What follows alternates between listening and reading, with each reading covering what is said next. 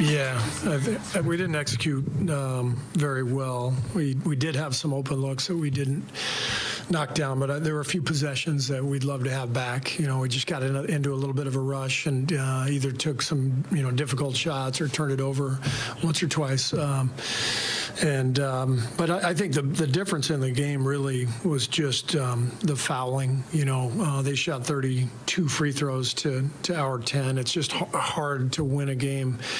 And I know this is a theme that we've been talking about all year, but it's, when it's 31-9 from the foul line, that's a lot to overcome. You got to make a ton of threes, and which we did. And you've got to win the turnover battle, which we did. But even then, it's that's why it's close. But to get over the hump, you got to make every shot. It seems like. So we just we got outboarded and they beat us up at the foul line. I thought that was a difference in the game.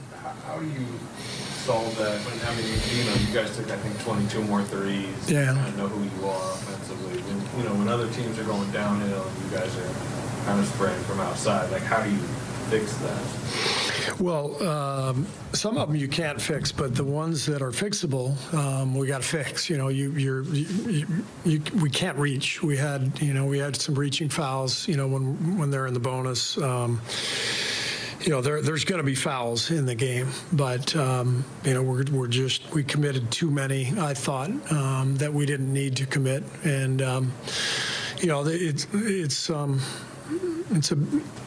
it's a huge, like I said, it's just a huge difference to make up for that kind of disparity. They had 16 more rebounds, as you said, and 66 points in the paint. What stood out the most about kind of that interior area? Well, Loon's early fouls hurt us and changed our rotation a little bit, and he just never got going. Obviously, he takes care of a lot of that for us. So the game became a small one, and we were kind of swimming upstream for much of the first half. Closed the half really well, but never could really get to our two big lineup with Draymond and Loon. Because that's the lineup that kind of, mans the fort for us. So it just felt like the game was just a track meet, and they made more free throws than we made threes, and that was the difference. This is the team's first time playing against Gary. This is like a great UCLA song. What kind of impact did he have tonight? Gary did a great job, as he always does, getting into the ball defensively and, knocked down a three, I think, early in the game. And, he did a good job. He went for 73 over the past 2 games without shooting a free throw. What have you made of his shot selection over the past couple of days? Well, he's been obviously really in a good groove. He's always going to take a few bad ones. It's part of who Clay is. He's going to get himself going, and then he's going to launch a couple, and that's okay. Be great if he could get to the line, but it's not something he's done historically. And I think one of the things that's happened in the league over the last 5-6 years is. The game is slanted towards the offensive player on drives, and we know that. And so it's a huge advantage to be able to get downhill and show a little gamesmanship. And you saw Dame, he got 16 free throws. He's really clever. He gets into the paint, and he'll force the issue, and the refs are going to call it because that's the way the rules are written. And so it's when you have to go against that, but you're not creating that yourself, it can be tough. And I thought that was a big part of tonight. We had some tough calls for sure, but it's also just this is the way the game is being played today. The rules are interpreted very much from the offensive side, and so if you're the aggressor on the dribble, you're going to get calls. Draymond had a kick out from under the hoop for a missed three. Wiggins late.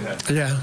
Are you guys hunting threes too much, and particularly those two situations? Yeah. I thought there might have even been a third one. I thought we had a few chances late for for layups, and I thought we should have taken the layups rather than just constantly searching for the threes. And we need easy points. We need, since we're not getting to the line, if a layup's there, we got to take that. So that's something we'll be discussing the next couple of days. Deadline is tomorrow.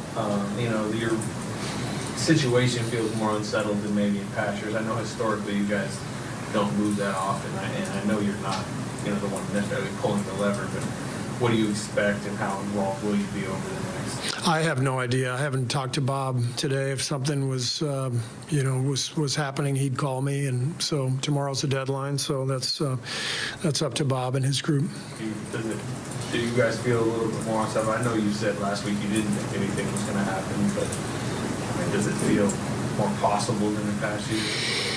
You just never know. So I know you got to ask, but it's really not, it's not my question to answer. It's Bob's. Last game you called Jordan Poole the best that you've seen him play. How did you assess him tonight? Jordan was fantastic tonight.